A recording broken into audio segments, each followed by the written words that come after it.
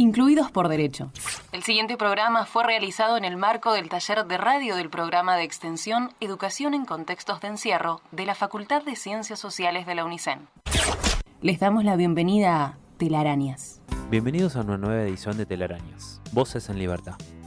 Es un placer para nosotros estar hoy con ustedes desde la 90.1 Radio Universidad. Reunidos, una vez más, con los estudiantes de la UNICEN en contexto de encierro. Desde los centros universitarios ALMA, de la Unidad 52 Azul, Rodolfo Walsh, de la Unidad 2 de Sierra Chica, y Manuel Belgrano, desde las Unidades 7 de Azul y 38 de Sierra Chica. Juntos, vamos a disfrutar de esta nueva emisión del programa. Queremos brindarle información, buena música y la mejor vibra para pasar esta tarde de lunes. El día de hoy, en la vidriera del rock, Héctor nos va a presentar a la banda Suplentes, una banda con poca trayectoria, pero mucha fuerza. En el bloque central, Pablo, Alejandra y quien les habla, Gonza, estaremos entrevistando a Matías Romano. Él es licenciado en Sociología y se encuentra en la Unidad 31 de Florencia Varela, en el Centro de Estudiantes Juan Miguel Escatolini. Sin más, comenzamos y te pedimos que nos acompañes hasta las 16. Ya comienza La Vidriera del Rock, el espacio musical para dar a conocer nuevas voces del rock nacional. Escúchalo en Telarañas. Buenas tardes, nuevamente acá en La Vidriera del Rock. Estamos con Félix Molinari, líder de la banda Suplentes, banda oriunda de la ciudad de La Plata. ¿Cómo estás? ¿Cómo andás? ¿Todo tranqui? Todo bien, negrito, todo bien. Como para romper el hielo siempre arranco con la gran pregunta, ¿de dónde sacaron el nombre, Suplentes? ¿O cómo surgió? Bien, el nombre son un poco tres razones. La primera, que para patentar un nombre de una banda hay que buscar un nombre que no exista en ninguna banda. Teníamos que registrarlo y ese en principio no estaba, así que nos sirvió. Segundo, un pasado vinculado un poco al fútbol personal, más que nada. Jugaba al fútbol y viene por ese lado. Y a la vez que Suplentes, previo a ser Suplentes, fue otra formación con otro nombre. Tuve un problema yo personal, más que nada de salud, el cual tuvimos que dejar ese proyecto sin haber tocado en vivo, sin haber debutado todavía. Y se cambiaron los integrantes cuando, después de un año y pico, yo pude volver al ruedo y nada. Y ahí decidimos ponerle Suplentes por la gente nueva, por un lado, que terminaron siendo más que titulares, obviamente. Y a la vez por eso, por lo futbolístico. Dale. Sí, bueno, contame quiénes son los chicos del grupo. Mirá, integrantes oficiales, ahora te explico por qué oficiales, somos 4. Está en la acústica y en los coros Nachito Fantasía. Está en el bajo David Bock. En la batería Luquitas Rossi. Y yo, que soy un poco el capitán del barco, por así decirlo, que canto y también toco la guitarra y compongo las canciones, básicamente. Bien, eso sí, leí por ahí o escuché que eras compositor, guitarrista y cantante, porque dijiste que era una larga historia el haber llegado como cantante. Contame por qué fue la larga historia. Y porque era algo que no veía en mi vida. Siempre me gustó tocar la guitarra y cantar en vivo es otra cosa. Cantar en vivo es limpiarse un poquito el pánico escénico, estar enfrente a un micrófono, hablar con la gente, cosas que yo no quería hacer bajo ningún punto de vista. Y cuando empecé a hacer mis canciones, a grabarlas, sí, las cantaba yo, pero las grababa en un estudio tranquilo, con un vino en la mano, sin gente que me mire ni nada. Todo más fácil, así, Claro, tenés 10 claro. tomas para grabar la que a vos te gusta. Nada, y tocar en vivo tenés una chance para que las cosas salgan bien. Y era más que nada eso, ¿viste? No me veía cantando, no conseguí nunca un cantante que a mí me convenza a lo que yo quería demostrar. Las canciones, muchas, tal vez el 60% de las canciones hablaban un poco de vivencias mías y que las cante otra persona era un poco raro. Así que nada, me separé en algún momento tengo familia, o sea, tengo a mi ex mujer. En ese momento estábamos juntos, tenemos un nene y me separé y dije, bueno, es ahora, ¿viste? Y me largué. Mirá que he visto cosas en vivo de ustedes y la verdad que no lo haces mal, quédate tranquilo. No, uno con los vivos va aprendiendo cada vez más, obviamente. Yo veo a veces videos de los primeros vivos de 2024 y noto una mejoría importante, sobre todo en la soltura, de hablar con gente y demás. La verdad que se nota que hay mucho progreso. Con respecto a eso, también contaste en una entrevista con unos chicos que lo toman con mucho profesionalismo, el hecho de seguir adelante y de progresar. Contabas que no solamente era un progresar en la música, sino en todo lo que es equipos, imagen, redes, y que lograste formar un buen equipo de trabajo. ¿Eso costó mucho? La verdad fue bastante sencillo, pero por una cuestión de que cada uno cumple un rol que lo tiene, que lo tiene medio nato. O sea, por un lado está Nachito, el que toca la acústica. Él mismo dice ser guitarrista de fogón. De hecho, no es como que no se considera músico en algún punto, pero está mucho más metido en lo que es redes, en la imagen de la banda. Siempre lo jodemos como que es lindo él, o sea, es el más lindo de la banda, tiene una imagen escénica llamativa, así que está un poco ocupado de eso. David Bock, que es el bajista, siempre se ocupó de conseguir las fechas y es el que tiene tal vez más diálogo con la gente de los bares, de los teatros, de demás, y él cierra las fechas.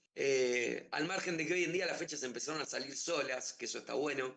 Y nada, por el otro lado, Luquitas también tiene mucho contacto. Él tuvo como 12 años una banda, así que tiene muchos contactos y tira idea. Es una persona que está con mucho compromiso, que siempre está encima. Así que nada, todos tenemos un rol en la banda y el mío es puramente musical, que, o sea, no es poca cosa, pero hay cosas que no me gusta dedicarme y que prefiero que delegar y que las haga el resto. Pero seguramente las deben hacer con muchas ganas, por eso también le debe salir bien. Sí, ni hablar, ni hablar. Sí, sí, sí, le ponemos de todo. Che, contanos como para que la gente sepa lo que le cuesta a una banda como ustedes, que sé que arrancaron el año pasado, a principio de año, lo que le cuesta llegar. Sé que el año pasado pasaron por el Festival de Paysandú en Uruguay, pero contale a la Exactamente. gente lo que fue la Sí, anécdota sí. con los equipos, por favor. Sí, ya arrancando haber ido a Paysandú con una banda que tenía menos de un año, en ese momento teníamos 9 meses, fue como una sorpresa hasta para nosotros. Para mí en lo personal ni hablar, porque yo, si bien toqué en banda la guitarra y todo, nunca había tenido la posibilidad de hacer una gira y se dio con mis canciones, entonces eso para mí fue un montón. Nada, nos invitan desde allá, nos dijeron que teníamos que llenar un formulario, ya no me acuerdo ni qué era, declarando lo que uno llevaba, los instrumentos. Y nosotros llevamos una camioneta llena de instrumentos, lo de cada uno, y llegamos al puente, a la aduana ahí, y Sí, no nos dejaban pasar. Nos decían que teníamos que pedir un permiso laboral, nada, quilombo, porque ¿qué hacíamos con todo? O sea, o volver, a todo esto eran las 12 de la noche, cagados de hambre. Y nada, justo mi familia se había ido de vacaciones a Entre Ríos, ahí a Colón, volvimos a cruzar la frontera, dejamos todos los instrumentos en las cabañas que había alquilado mi familia, nos volvimos, las bandas de allá nos prestaron hasta la púa, o sea, nos dieron todo para tocar. Un poco nervio porque eran los instrumentos de otros, no estás acostumbrado claro, y claro, demás. claro. La verdad que salió hermoso, la gente de allá se recopó, fue una linda experiencia, volvimos siendo como familia en algún punto porque si bien somos amigos, fue otra cosa, fue otra experiencia Te juro y que como que también nos limpiamos de un montón de nervios, o sea, volvimos a La Plata siendo re nosotros, o sea, claro, ya claro. no estás nervioso o no estás tan nervioso para salir a un show después de haber pasado por eso. Como anécdota me pareció recopada para que la cuentes, para que vea lo que es lo que le puede costar a una banda que recién arranca este tipo de cosas, o sea, tratar de darse a conocer, tratar de girar, de ir a hacer algo nuevo, con toda la alegría que puede haber sido ustedes, haberse conectado, y bueno, me pareció muy, la verdad, muy copada. Si alguien te pregunta, ¿qué haces? ¿Sos músico? ¿Le vas a contar? ¿Tengo una banda? ¿Qué tema de lo que vos estás haciendo te representa? ¿O representa lo que vos hacés o tu grupo? Y yo creo que Soltar Sentir es una canción que, o sea, primero fue el primer corte de difusión desde que salimos en 2024. Fue el primer videoclip que, bueno, no hicimos mucho, hicimos dos nada más, pero fue como el primer material audiovisual que tuvimos. Y a la vez el tipo de canción, porque tenemos canciones muy rock and rollera, tenemos canciones muy baladita. Esa está en un intermedio que creo que representa bien a lo que es la banda. Y a mí como compositor creo que también. Buenísimo. ¿Influencias musicales tuyas? Influencias musicales son muchas, porque tal vez no son solo mías, ¿viste? O sea, somos cuatro en la banda y es un poco la de todos, pero viene un poco por el rock and roll stone barrial, pero a la vez es más cheto, me parece también, porque no se queda tanto en el rock barrial, Sí, sí, que es sí. lo que escucho, sin bardear a nadie. Claro, Me claro. encanta a mí. Pero bueno, también un poco mi voz es muy pop también, entonces no sueno a la 25, ¿se entienden? Sí. Suena más pop. Así que viene del rock and roll, viene de un poco del pop, viene del country también, porque soy guitarrista y metí mucho country en los solos, en los Sí, hay arreglos, mucho, hay pese a que mucho. son canciones, hay mucho de eso. Che, Negrito, escuchame, en épocas de tanta colaboración, de grupos, ¿con quién te gustaría, una banda que te gustaría colaborar o que ellos colaboren con vos?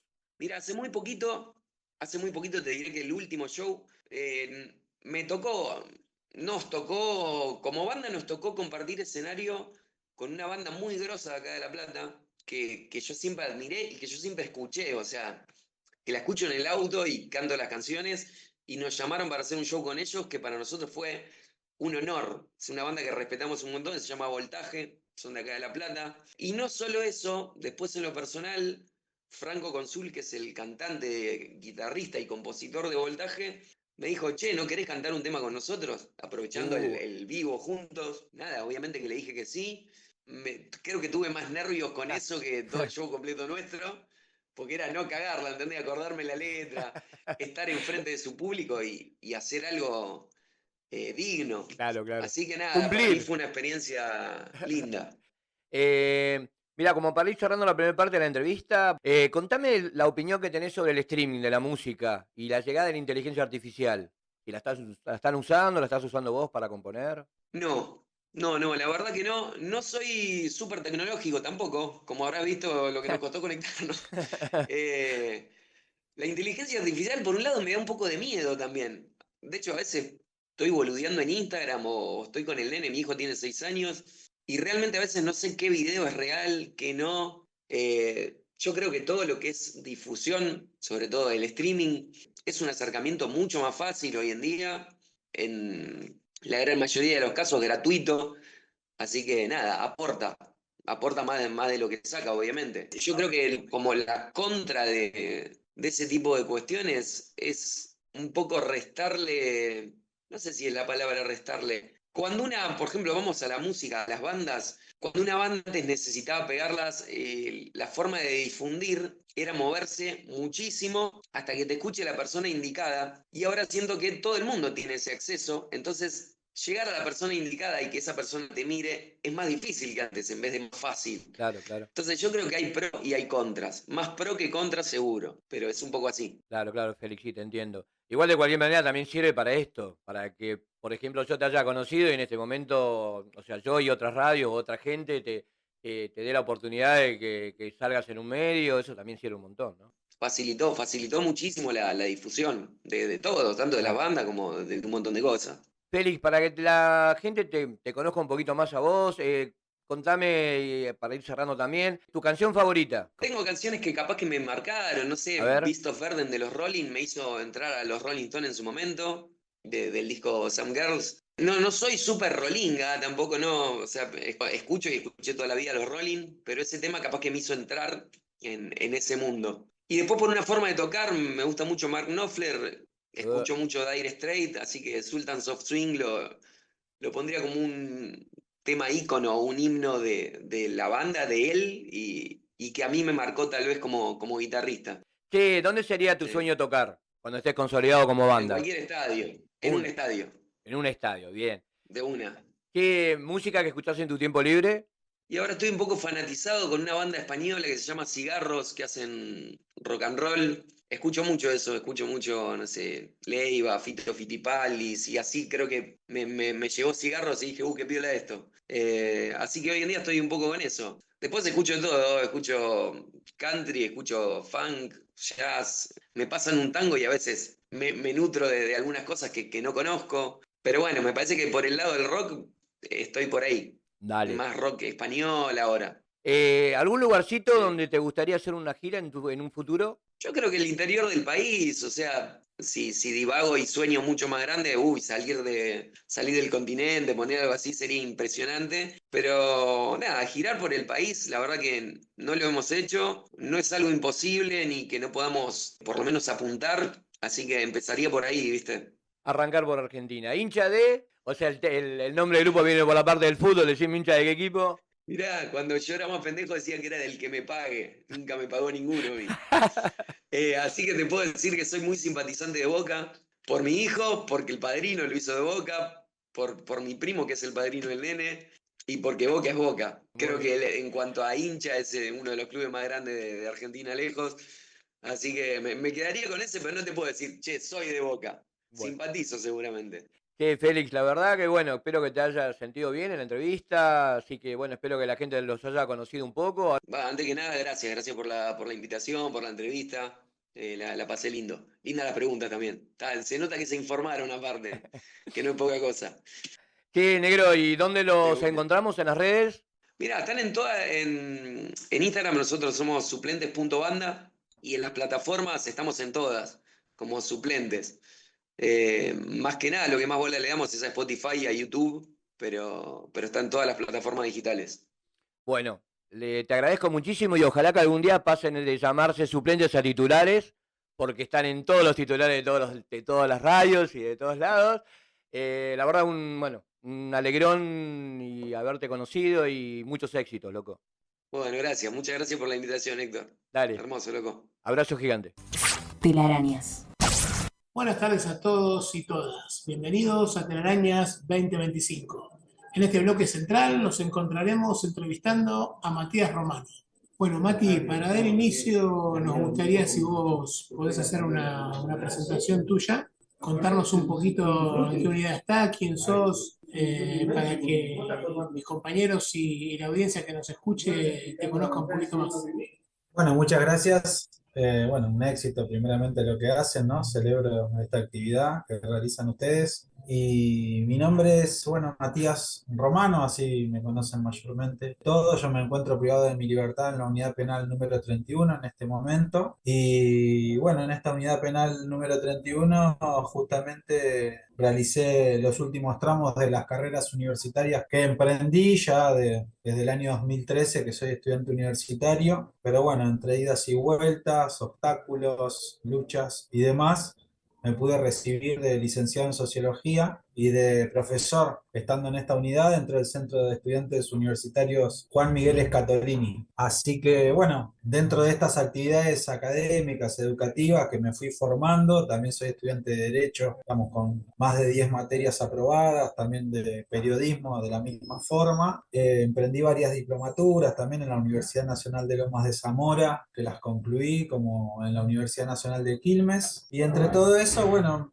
siempre tuve, digamos, la vocación de poder compartir los conocimientos que iba adquiriendo, de los que me iba apropiando, ¿no? Compartiendo con los compañeros, porque bueno, entiendo que el conocimiento es poder y que también nos asemeja a la libertad. La educación es libertad, el poder conocer nos da la capacidad de elegir, de ser libres, de reclamar, de entender, de comprender nuestra situación realmente dentro del contexto en el que nos encontramos y entre medio de todas estas cosas, mientras me iba educando, también iba tratando de compartir eso que aprendía con los compañeros a través de muchos cursos sobre la ley de ejecución penal, sobre derechos y deberes y sobre un montón de cuestiones, ¿no? Políticamente, a lo largo de estos años. Así que bueno, yo creo que esa sería un poco el núcleo de mi presentación. Mati, ¿cómo fue tu primer acercamiento con la educación dentro del contexto? Fue prácticamente como una casualidad, porque yo tenía problemas de salud, me trasladó de la unidad número 30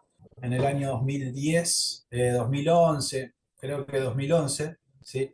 A la unidad 24, pues tenía problemas de salud en el área, digamos, lo que es la traumatología, y ahí en esa unidad había un médico traumatólogo. Llegué ahí por esa situación y un día me invitaron a inscribirme a un curso, así que dije, bueno, ¿de qué será? Voy, me anoto. Me anoté y entre medio de eso me internaron a mí porque tenía, digamos, me había generado una infección, un problema. Yo tenía un clavo intermedular, un shoulder, en lo que es el fémur, y se había desplazado, me había generado infección, me tuvieron que internar. Y entre medio de la internación me vinieron a avisar de que ya estaba el curso en marcha, que tenía que hacerme presente, así que decidí ir, me dejaron ir en silla de ruedas de sanidad al centro universitario, que no sabía que era en el centro universitario, y ahí me enteré que me había inscrito en la carrera de Derecho, que el curso era el examen de ingreso a la facultad. Así que me encontré con esa sorpresa, medio loco. Pude empezar a rendir ahí, a estudiar, digo, ¿qué es esto? Digo yo, era imposible para mí, pero bueno, me encontré de esta manera con la educación universitaria. Tampoco los pibes que me dijeron entendían menos que yo. Me dijeron, anotate un curso, quería anotar, pero bueno, ahí así empezó mi contacto con la educación superior, digamos, ¿no? Y con la secundaria, bueno, en Alvear fue como, no sé, qué sé yo, fue un clic en mi vida y dije, tengo que hacer algo. No puedo estar siempre en el mismo lugar, a tener siempre los mismos pensamientos. Fue un clic en mi vida a través de la fe también, ¿no? De la fe cristiana que me hizo empezar a tratar de hacer cosas buenas. En vez de seguir haciendo cosas malas, como siempre las había hecho, empezar a hacer cosas buenas, cambiar mi vida. Y cambiar mi vida tuvo que ver con terminar la secundaria, así terminé en Alvear pidiendo por favor que me inscriban, que quería terminar la secundaria y la pude terminar. Mati, contanos un poquito, vos recién hablaste que entendiste, ¿no? A través de tu fe y de que querías un cambio para tu vida, buscar ese cambio y te aferraste a la educación y intentaste terminar el secundario, de hecho lo terminaste y seguiste avanzando en una carrera superior. ¿Vos sentís que la educación, a nosotros que estamos privados de la libertad, nos modifica nuestra vida, nos cambia? ¿Por qué tomaste esa decisión? Si bien tu fe te llevó a que tenías que tener un cambio en tu vida real, ¿por qué apuntaste a la educación específicamente? La educación en primer momento a mí me llega, creo, como le llega a mucha gente, ¿no? Como una forma de escapar, de tratar de estar dentro de un lugar, de cambiar, ¿no? De salir, de hacer algo. Y nos terminamos compenetrando con lo que es el significado verdadero de la palabra educación una vez que nos estamos empapando. Cuando estamos adentro, tiene un poder transformador la educación, que sea como sea que haya llegado, ¿no? Porque en un primer momento, por ejemplo, en el primer centro universitario de Devoto, a los pibes le decían, mirá, podés rendir tantas materias, vas a la facultad y tenés una posibilidad de fugarte. O sea, había elementos de persuasión dentro de lo que era la invitación a la educación, ¿no? Que eran por ahí el extremo. Y acá en algún momento es, mirá, no te van a trasladar de La Plata, vas a estar en el radio cerca de tu familia, va a ser bueno para tu juzgado para que te den la libertad. Qué sé yo, hay muchos discursos persuasivos para acercarte a la educación, pero una vez que estás adentro de la educación y empezás a leer y te empezás a encontrar con esos elementos, te empiezan a abrir la mente, te empiezan a transformar tu vida, aunque no lo quieras, porque descubrís un montón de cosas que se cae ese velo, ¿viste? Eso de la caverna, ¿no? La alegoría de Platón, que descubrís todo eso que estaba ahí al alcance de tu mano y yo creo que eso te cambia la forma de ver las cosas, la forma de ver la vida y te acerca a un empoderamiento distinto, digo yo siempre, ¿viste? El conocimiento es poder, decía Bauman, ¿no? ¿Por qué? Porque nací pobre y ahora soy rico, decía él. Pero la realidad es que tiene que ver con eso, la educación es transformadora, es libertad, es salud, ¿no? Más que nosotros, ¿quién lo va a comprender a eso? Sí, totalmente, compañero, es así. ¿Querés contarnos, Matías, un poco sobre los diferentes proyectos que estén trabajando ustedes, que estén realizando dentro de la unidad y o dentro del centro de estudiantes? Sí, como no, como la alegoría también, ¿no? Usamos la alegoría de Platón, ¿no? La de la caverna, uno va, ¿qué quiere? ¡Ey! Que estamos viviendo de esta forma, pero podemos vivir de esta otra. Hay un montón de elementos a nuestro alcance, ¿no? Eso ir a buscar a tus compañeros y tus compañeras, ¿no? Y decir, hay posibilidades, ¿no? Porque, bueno, para mí empezó como algo imposible, la verdad, y lo hablaba con una docente y me decía, o sea, que era imposible pensar que yo podía llegar a probar una materia en una facultad, todas esas cosas. Entonces, compartir eso es una necesidad que se impone. Y en ese trayecto de educarse y desde este centro universitario, como yo he tenido la suerte de estar y estando en varios centros universitarios, ¿no? He siempre iniciado estas actividades para poder llevar cursos a la población en general, que no son estudiantes universitarios, a los propios compañeros universitarios, ayudarlos en las materias de ingreso, para que, bueno, para que pierdan esos temores que uno mismo tuvo también y que tuvo que enfrentar y vencer. Entonces, en relación de esas necesidades, creo yo que surgen un montón de cursos. Hoy prácticamente, ya después de muchos años, transitar estos caminos, acá por ejemplo en el Centro de Estudiantes Universitarios Juan Miguel Escatolini, se hacen diversidad de cursos con diferentes perspectivas. Se hacen cursos de capacitación laboral donde viene un docente y los capacita en oficio, se enseña carpintería, construcción. Aparte de eso, obviamente siempre está presente, que bueno, pues es un área que me encargo mayoritariamente yo, pero hay otros compañeros también dando cursos de alfabetización jurídica para que los compañeros conozcan cuáles son sus derechos, cuáles son sus deberes, qué requisitos debemos cumplir para solicitar algún tipo de beneficio o acceder a un derecho que está reconocido por ley. Digamos, hacer ese trabajo desde lo que hoy se llama el proyecto Aprender, o hay otros proyectos también que tienen que ver con esto, para poder informar, llevar información a la población, para que tomen conciencia también de cuáles son sus derechos y cuáles son sus deberes, porque bueno, a la hora de cumplir con la ley, las personas privadas de la libertad cumplen con su pena encerrados, pero sistemáticamente se vulneran sus derechos humanos. Y creo que el cambio tiene que ver con concientizar y con que empiece a haber un reclamo colectivo, o por lo menos un reconocimiento de cuál es la realidad, qué es lo que debe ser y qué es lo que no, para que nosotros también tengamos el poder de exigirle a los demás que tienen que cumplir también con sus responsabilidades, no nosotros solamente cumplir con la pena. Pero eso, desde el centro universitario se piensa en todas esas actividades que tienen que ver con una adecuada inserción social. El resumen es ese: oficio, trabajo, trabajamos con cooperativas, desarrollamos unidades productivas en materia de reciclado, de construcción de bloques, de carpintería, de marroquinería. Tenemos un estudio de producción musical, JMS Record. Digamos, se tienen un montón se va creciendo en las actividades y se va incluyendo a la población en general que no es universitaria y bueno, también a los compañeros universitarios, obviamente, ¿no? Bueno, Mati, capítulo aparte, dedicarle a la explicación, ¿no? De lo que es la alegoría de la caverna y lo que es ese miedo a estar dentro de un lugar con el miedo a salir a lo nuevo, ¿no? A lo que nos espera, a lo que refleja ese afuera, cuando nosotros estamos, en este caso, privados de nuestra libertad.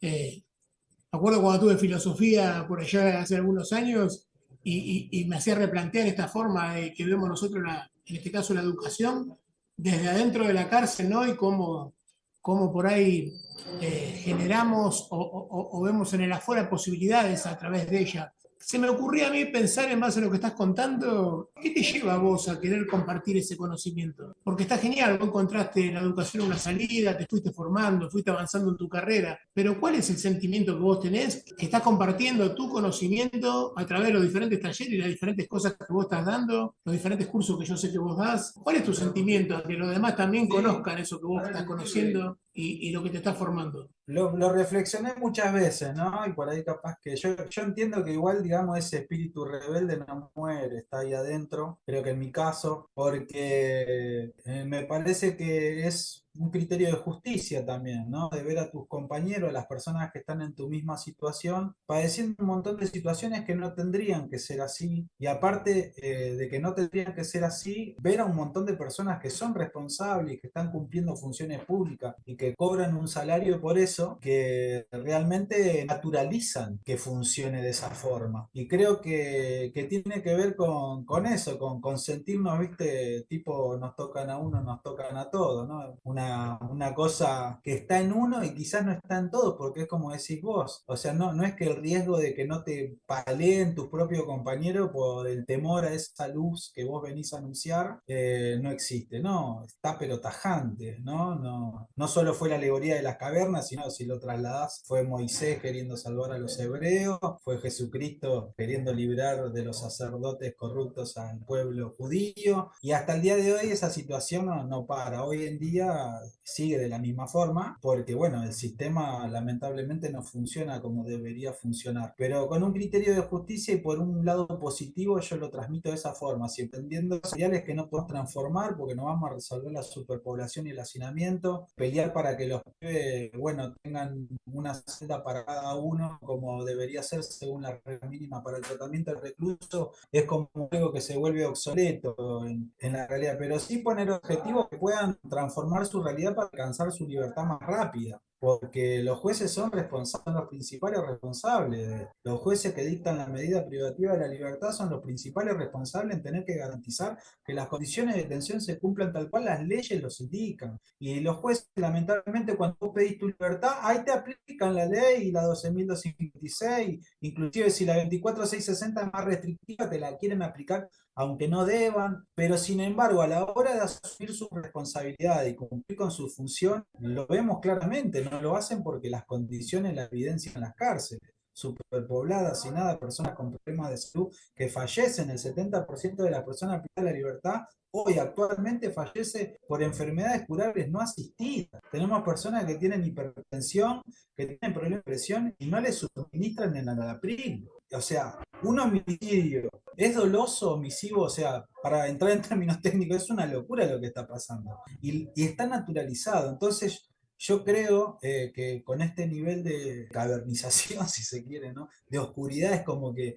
tratan de que nosotros vivamos de esta forma y a veces, bueno, el temor expectante al traslado, el temor expectante a la pérdida de lo poquito que nos queda, hace que el sistema siga reproduciéndose de esta manera. La verdad que no me puedo sentir cómodo no haciendo nada y conociendo lo que ocurre, ¿no?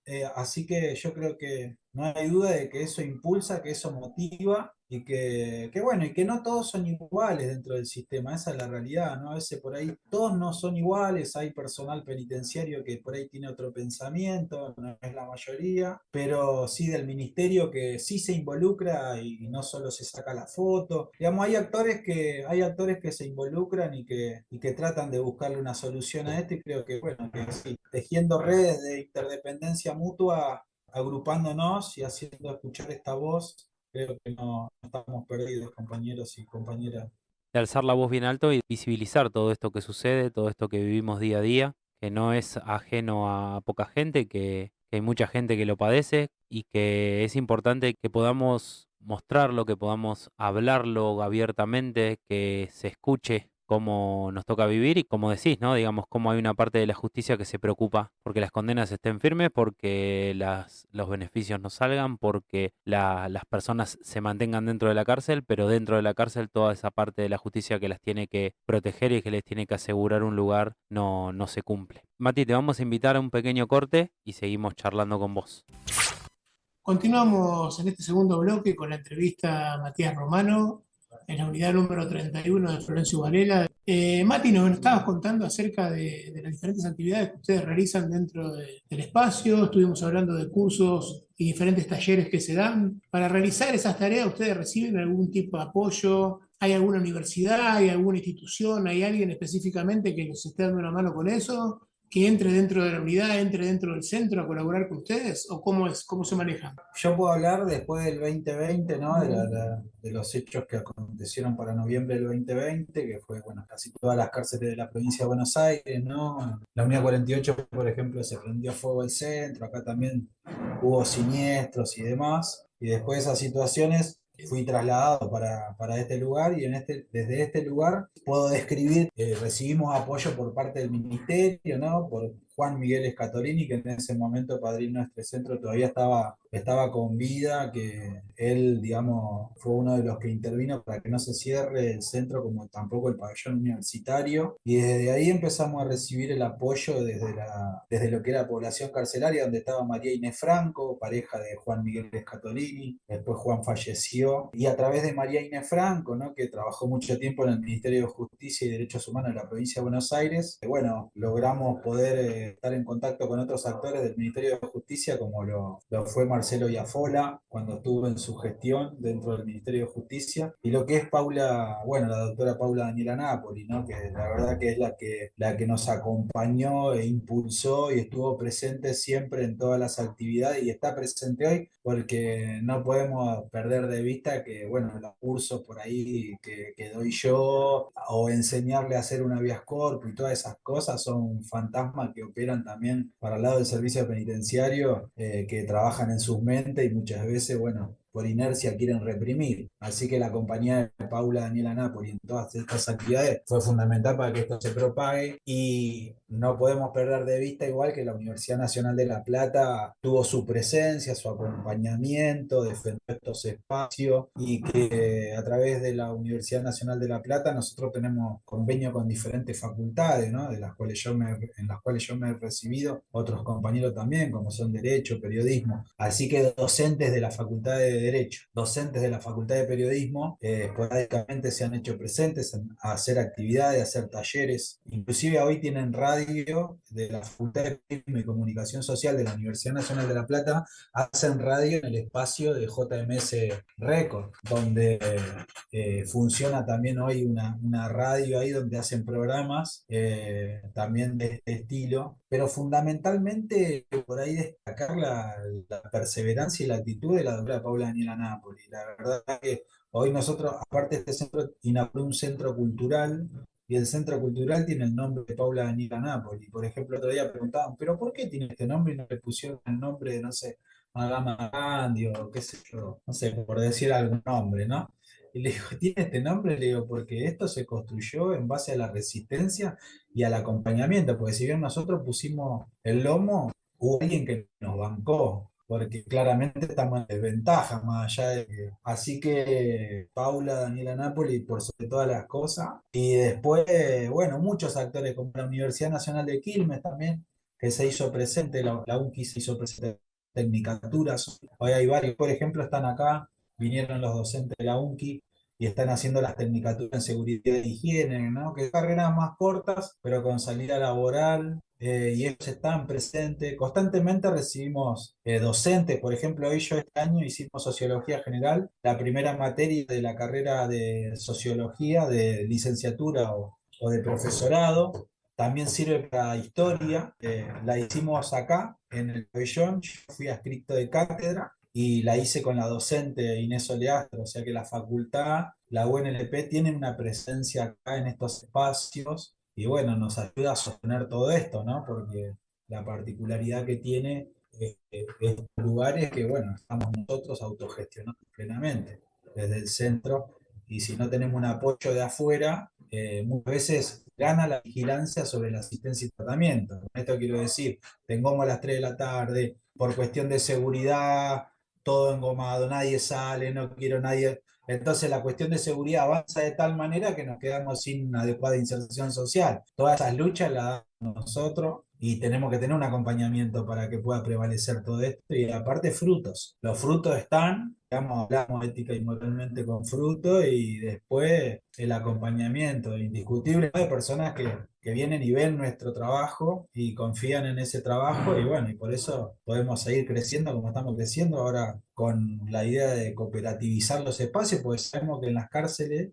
por ejemplo, el 35.000 personas hace 3 años no tenían ninguna ocupación en las cárceles bonaerenses. No había cupo ni de talleres por la capacidad, por el hacinamiento y la superpoblación. Las que estaban empleadas y siguen empleadas, están empleadas sin un trabajo que sea formativo y sin una remuneración que sea conforme al salario vital y móvil.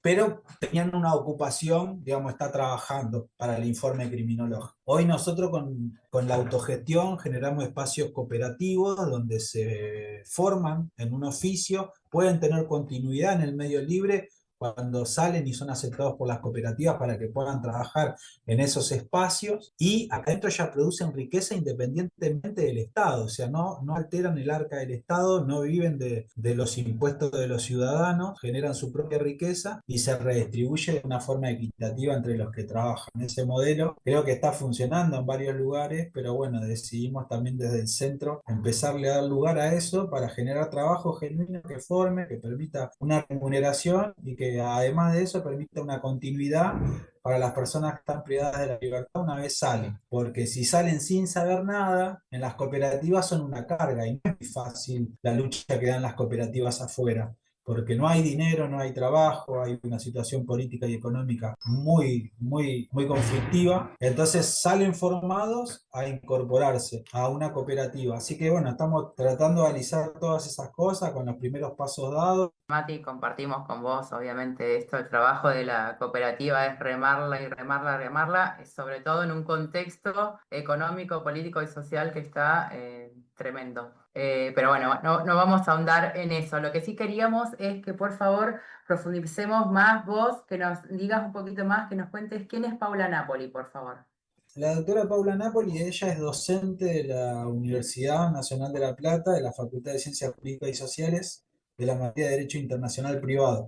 Pero más allá de eso, aparte ella cumple una función dentro del Ministerio de Justicia como directora de Asuntos Internos, ¿no? Y auditorías del Servicio Penitenciario Bonaerense. Y tiene a cargo también cuestiones de género, ¿no? De violencias de género, dentro de lo que es la dirección que ella lleva adelante. Aparte de eso, igualmente ella es una referente político de La Plata, y bueno, la verdad que lleva bastante tiempo dentro de lo que es el Ministerio de Justicia, pero a raíz de los problemas del año 2020 logramos tener contacto con ella, y bueno, vimos una convicción sincera de trabajo. Todos sabemos dentro de los que estamos acá, quizás los que escuchan no, que no encontramos compromiso sincero en todos los funcionarios públicos, ¿no? Hay muchos funcionarios públicos que se quedan en la oficina, cobran el sueldo y resuelven todo lo que burocráticamente pueden resolver. Y esta persona es una persona que yo en los años que llevo y que ella siempre está en todos estos tipos de cursos, o sea, Pablo lo puede contar porque, por ejemplo, también Dina Rossi, también la tengo que nombrar porque es directora de Gestión y Política Penitenciaria del Ministerio de Justicia. Ella, por ejemplo, en un momento empezamos a trabajar con lo que es la progresividad y los informes criminológicos. Y en materia de progresividad e informes criminológicos, digamos que había unos criterios muy estrictos, no había casi función en ello. Y había muchas personas que también eran relegadas a la opinión de cada uno de los integrantes del GACE, cada unidad penal. Por ejemplo, estoy con 20 años, bueno, vení dentro de 8, 9, 10 veremos. Estoy con prisión perpetua y bueno, no tenés progresividad directamente, o sea, no te molestes. Veíamos que compañeros como Pablo, muchos otros compañeros, digamos, tenían una trayectoria de superación tremenda, de hecho se había cumplido el fin de la pena, más allá de lo que el Código Penal hoy diga, que son cuestiones más políticas que desde la ciencia jurídica. Y bueno, empezamos a trabajar en ese sentido con diferentes unidades, con diferentes compañeros, en lo que es la progresividad en la ejecución penal, lo que tiene que ver con esto, y bueno, la verdad que Dina Rossi tuvo un papel importante en ello, pero más que nada Paula Napoli, la directora de Asuntos Internos, fue la que siempre acompañó y siempre permitió que salga adelante, ¿no? Porque usted imagínese que es una autoridad del Ministerio de Justicia con respaldo del ministro directo en esta actividad, en una actividad en la que nosotros vamos a contar a los compañeros que a veces todo lo que le dicen las autoridades penitenciarias no es lo que corresponde otra cosa. Y fuimos cambiando criterios, trabajando en ese sentido, y hasta el día de hoy lo seguimos haciendo, trabajando con el tema de arresto, para esto que estábamos hablando recién, que es vital, arresto domiciliario para los valetudinarios, para las personas que tienen problemas de salud crónico y no tienen atención médica. Digamos que estamos trabajando en eso gracias a estas personas que, bueno, que claramente están en un lugar de poder y que están comprometidas con su cargo. Han bajado al barro, por decirlo de alguna forma, ¿no? Y siguen estando, así que... Mati, volviendo un poquito a lo que es el terreno de la educación, ¿crees que esta genera algún cambio realmente observable en las personas privadas de libertad que pasan por el sistema de educación? Yo veo que sí, que es un cambio rotundo. Lo dicen las estadísticas igual, ¿no? Hay muchas estadísticas, durante muchos años se ha sostenido esto. La Procuración Penal de la Nación ha hecho un estudio riguroso sobre esto. Y acá en la provincia también se ha constatado que por ejemplo, en lo que es la educación superior, ¿no? Que por ahí es lo más de discriminar. No muchos, no son muchos los que son, creo que hoy llegamos a los 60.000, a las 60.000 personas privadas de la libertad, y no representa un gran margen las personas que estudian en niveles superiores, que llegan a estudiar ahí, pero de 10 personas reinciden 2 delitos de menor violencia. Todas las personas que pasan por la educación superior reciben una transformación concreta que se vuelca en datos que son los niveles de reincidencia de esas personas. Y esto ha sido sostenido por tribunales de casación, por el gobernador de la provincia, Axel Kicillof, ha sido sostenido por la Procuración Penal de la Nación. Bueno, hoy no, el oficialismo a nivel nacional es cualquier cosa, digamos, es contraacadémico, ¿no? No tiene datos, el discurso no se asemeja a nada científico, tiran eslogan y todas esas cosas que la verdad saben que le hacen mucho mal a la sociedad. Porque si se trabajara fuertemente con estas políticas de educación, de trabajo, de generar espacios, hoy en día el certificado de antecedentes penales, la estructura, digamos, está formada, yo trato de ser sintético, la estructura social está formada de una manera en la que pareciera que todo indica que se reproduzca la violencia, que se reproduzca el delito, las condiciones por lo menos para que se siga adelante con esas conductas, en vez de trabajar en lo contrario, que es, por ejemplo, nosotros estamos en lucha hoy. Hoy tenemos un habeas corpus, una audiencia el 27 de agosto. ¿Para qué? Para que se cumpla el convenio. El convenio que dice que rendimos primero y segundo año intramuros y que después ya podemos salir a la facultad a cursar o a rendir libre y sin embargo firman el convenio, pero en la práctica tenemos 14 millones de obstáculos. Uno de los obstáculos es que personas, por ejemplo, que tienen un nivel avanzado, que salieron un montón de veces al medio libre a rendir, etcétera, que los recomiendan para la salida transitoria, cuando piden salir a cursar, como tienen que ir con custodia y dentro de un móvil y requiere personal, ¿qué ponen? Que es peligroso. Entonces, luchamos con todas esas situaciones que después termina jugando en contra, inclusive para la trayectoria de la persona. Pero bueno, en un montón de aspectos estamos luchando ¿para qué? Para que se asignen recursos. Recursos como qué? Personal, móvil, para que se puedan hacer efectivos esos traslados y las personas puedan concluir su carrera. Porque si no, el impacto es contrario, es la deserción. Es decir, no tiene sentido, no vale. Entonces se desmoralizan las personas que nosotros mismos tratamos de empujar, impulsar todos los días por ese camino del estudio. Así que la educación es un pilar fundamental en todos sus niveles, y en este nivel por ahí superior, que es el que puedo hablar un poquito más yo hoy, siempre sigue siendo una lucha, digamos, porque si no hay dinero, después el dinero lo gastan en propagandas y en eslogan, más patrullero, más comisaría, más policía, más seguridad que nunca asegura nada y nunca soluciona nada. Creo que tienen que utilizar el dinero sabiamente en estas cosas que realmente dan resultado, ¿no? Que es la educación. Mati, la verdad que me encanta escucharte. Sos una persona que más allá de la sabiduría que tiene y el entendimiento, lo fuiste transitando en la cárcel, tenés una forma muy, muy particular de expresarlo y contarlo, que todo lo podemos comprender y lo podemos entender. Como para ir cerrando esta entrevista, nos gustaría que nos puedas dejar una reflexión desde tu punto de vista, ¿no? De cómo está la cárcel hoy en día, de las posibilidades que tenemos las personas que realmente estamos transitando en la educación superior y nos encontramos con muchas más herramientas y por ahí podemos refijar nuestras metas, ¿no? Y ver un horizonte, aunque no esté muy cerquita, pero poder tener nuevas metas, ¿no? Nuevos objetivos. Dejaros una reflexión para nuestra audiencia y para los pibes y las pibas que te están escuchando, que están en la misma condición de nosotros, ¿no? Todo de la libertad, pero que no perdamos la esperanza de que la educación nos abre las puertas, nos abre las ventanas y nos permite salir y concientizarnos realmente de que el cambio es genuino y se puede lograr. Bueno, muchas gracias. La verdad que gusto y yo, no maten al mensajero, diría. O sea, no maten al mensajero, porque la realidad es que fuimos parte del problema y hoy estamos parados desde otro lugar. ¿Quién mejor para entender, digamos, y comprender qué es lo que ocurre? Y de última existen dudas en cuál es la convicción y bueno, pueden comprobarlo. Están los hechos, están los datos, la voluntad que emprenden ustedes con esta actividad, individualmente cada uno, ¿no? Cada una, todo lo que se hace, ¿no? Está en evidencia, digamos que se marca un camino.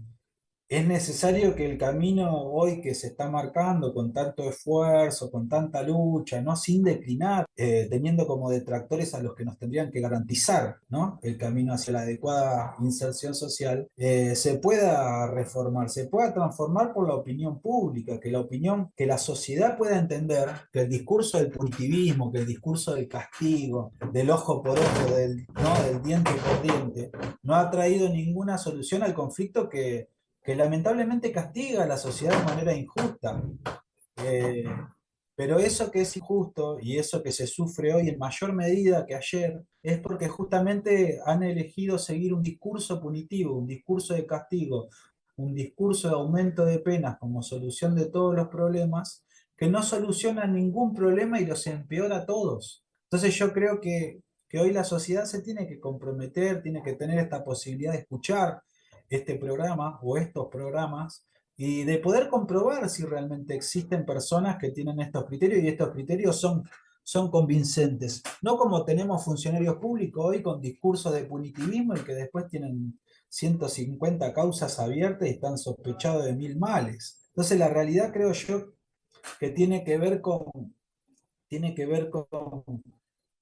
este mensaje, ¿no? Que la promesa del aumento de penas para la solución del conflicto de la inseguridad no ha solucionado nada, ha agravado todo y encima ha permitido que personas que realmente gobiernan lo hayan hecho a través de estos mensajes, hayan acumulado votos a costa del dolor de las víctimas, que eso es lo más perverso y lo más cruel que hay, capitalizar con el dolor de las víctimas, las cuales con todo su justo dolor y reclamo tienen razón de lo que les ha pasado, pero como sociedad creo que tenemos que empezar a pensar seriamente y formalmente en otra posible solución y elegir las que con datos nos demuestran que sí traen solución, que es educación, que es el trabajo, y por eso más trabajo, menos reincidencia, más educación, menos reincidencia, trabajar realmente y dejar que personas como ustedes puedan alcanzar un premio, porque la sociedad funciona con estímulos de premio y castigo, es la realidad. Digamos, para ser sintético, si al que hace le hacen de todo, más, o sea, ¿quién en el resto de la población va a decir, vamos a estudiar, vamos a trabajar, vamos a hacer este camino? Yo creo que tiene que ver con que tengamos la oportunidad de poder pensar una solución distinta. Bueno, Mati, muchas gracias por tu reflexión, muchas gracias por haber compartido con nosotros esta tarde. Todo el equipo de Telarañas quiere agradecerte no solamente por estar presente hoy, sino por el laburo que vos estás haciendo dentro de la cárcel. Conozco que es mucho, no solamente en la unidad 31, sé que salís de la unidad 31 y das diferentes talleres y diferentes cursos también en otras unidades, y eso es súper valorable y alentador para nosotros que nos estamos formando y que tenemos la intención también de a poco poder ir compartiendo ese conocimiento aprendido. Así que, Mati, mil gracias, un abrazo grande y seguimos en contacto. Y hemos llegado al final del programa, así que no queda más que despedirnos hasta la semana que viene. Y a vos, que nos estás escuchando del otro lado, te mandamos un cariño enorme. Gracias por estar y por compartir este momento con nosotros. Los esperamos el lunes que viene a las 15 horas en Telarañas, Voces en Libertad. Bye. Hasta el próximo Telarañas. Educación en contextos de encierro. Facultad de Ciencias Sociales, UNICEN.